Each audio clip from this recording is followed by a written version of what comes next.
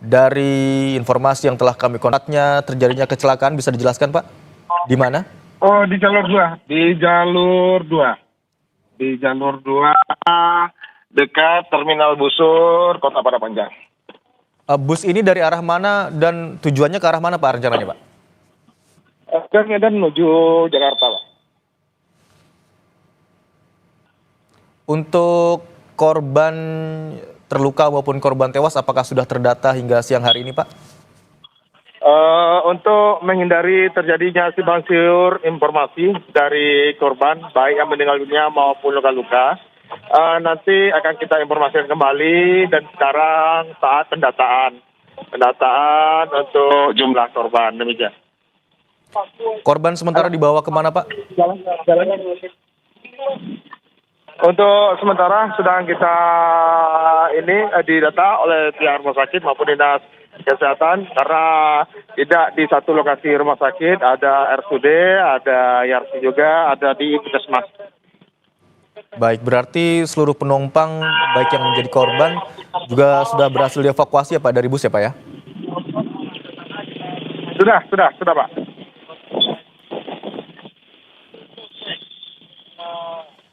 Pak Jamaludin, bagaimana atau proses apa yang sedang dilakukan di sana? Apakah badan bus sudah berhasil dievakuasi atau dipindahkan Pak? Oh, belum Pak. Sementara belum kita lakukan pengangkatan karena masih ada juga korban di dalamnya. Apabila didirikan nanti akan terjadi upaya untuk membantu evakuasi korban. Begitu juga dari rekan perubahan maupun TNI, BPBD, dan instansi terkait juga lainnya. Untuk lalu lintas di sana bagaimana Pak? Apakah untuk sementara ini diberlakukan pengalihan arus atau tetap bisa melintas kendaraan di sana? Untuk sementara kita tutup dulu, kita alihkan arusnya yang dari Bukit Tinggi menuju via Padang, kita lewatkan ke dalam kota, begitu juga sebaliknya. Yang dari Padang menuju Bukit Tinggi yang biasanya melewati Simpang Padang, kita alihkan ke dalam kota. Informasi yang kami dapatkan Pak, ada 25 orang yang berada di dalam bus begitu ya Pak ya, termasuk belasan diantaranya meninggal dunia. Dapat dikonfirmasi Pak, saat ini ada berapa jumlah korban yang meninggal dunia maupun yang terluka Pak? Untuk sementara baru terdata 11 orang yang meninggal dunia. Berapa Pak, mohon maaf? 11 baru yang terdata. 11 orang. Apakah seluruhnya penumpang atau termasuk supir dan kernet bus? Kalau penumpang, ada penumpang yang sudah kita sampaikan tadi, untuk kernet dan sopir sedang dirawat juga di rumah sakit. Ini berarti kecelakaan tunggal ya Pak? Tidak ada melibatkan kendaraan lainnya di sana? Bukan, ya tunggal. Dari penglihatan yang Anda lihat di sana begitu ya Pak ya, apakah Pak Jamaludin? Nampaknya terputus saudara. Baik, dari informasi yang kami dapatkan berdasarkan keterangan dari Kasat Lantas Polres Padang Panjang Ibtu Jamaludin tadi diketahui bahwa hingga saat ini terdata ada sejumlah penumpang yang mengalami luka dan terkonfirmasi hingga saat ini ada 11 orang yang tewas dalam kecelakaan bus yang terjadi di Padang Panjang, Provinsi Sumatera Barat. Dan saudara, untuk mengetahui informasi lainnya terkait dengan kecelakaan bus yang terjadi hingga menewaskan 11 orang hingga saat ini yang terdata, kita akan coba terhubung dengan jurnalis Kompas TV Rio Johannes di sana. Selamat siang Rio. Selamat siang Imron. Baik Rio, dari hasil pantauan Anda di sana, sebenarnya apakah sudah diketahui bagaimana kronologinya terjadi kecelakaan? Ya, sejauh ini memang Imron dari info resmi dari pihak yang terkait itu belum ada bagaimana kronologisnya, tapi dapat kita pelajari dari adanya beberapa rekaman CCTV yang beredar bahwasanya memang mobil ini kehilangan kendali dan diduga itu mengalami remblong sehingga dia terbalik di kawasan jalur penurunan setelah terminal Kota Padang Panjang. Demikian Imron.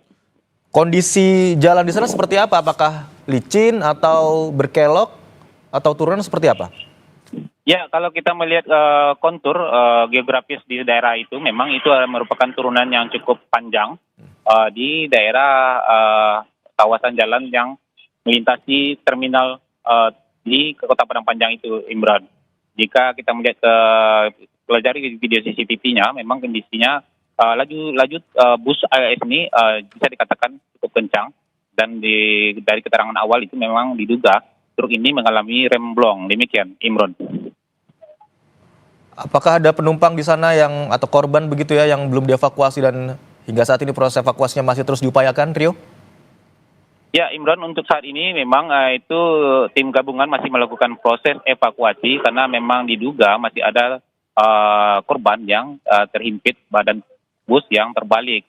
Dari Padang sendiri juga sudah dikirimkan tim Basarnas itu lengkap dengan perlengkapan untuk evakuasi korban kecelakaan kendaraan dengan alat hidrolik untuk mendorong jika nantinya ada beban yang tidak bisa diangkat dengan tangan. Dan sejauh ini dari hasil hingga siang ini, tadi ada juga satu korban lagi yang berhasil dievakuasi dalam kondisi meninggal dunia. Dan data sementara memang disampaikan bahwasannya di sini ada 11 orang. Dengan adanya tambahan tadi berarti ada 12 orang yang meninggal dunia akibat kecelakaan ini. Sementara 17 orang lainnya itu berada di IGD RSUD Padang Panjang.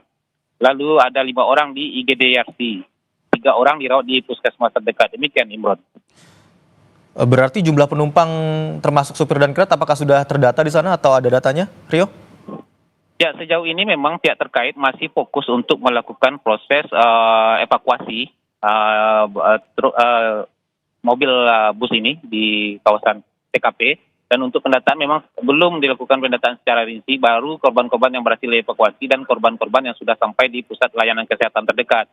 Dan di mana diantaranya ada sejauh ini meninggal dunia masih 12 orang, datanya masih fluktuatif, masih berkembang. Di IGD RSUD Padang Panjang itu 17 orang, di IGD Yarsi, Rumah Sakit Yarsi itu 5 orang, dan di Puskesmas itu ada 3 orang. Demikian, Imron. Untuk lokasi tepatnya terjadi kecelakaan dan saat ini badan bus begitu yang belum dievakuasi, titiknya di mana, Rio? Ya, ini titiknya masih di kawasan jalan yang menuju ke terminal bus, itu berada di pusat kota Padang Panjang. Ini memang kawasan yang cukup ada turunan, tidak terlalu tajam tapi panjang, turunnya panjang, sehingga ketika ada mobil yang kehilangan fungsi rem ini bisa menyebabkan kecelakaan yang fatal. Demikian, Imran. Dari informasi juga yang kami dapatkan mungkin agak simpang siur ya, tapi kami ingin mengonfirmasi kepada Anda. Ada yang mengatakan bahwa memang bus melaju cukup kencang kemudian tidak terkendali, tapi ada juga yang mengatakan bahwa bus sebelumnya menghindari kendaraan lain hingga akhirnya kehilangan kendali. Dari CCTV yang Anda saksikan begitu ya, seperti apa, Rio? Ya, memang dari informasi yang berkembang dari beberapa masyarakat yang menjadi saksi mata memang mengatakan bus ini cukup kencang.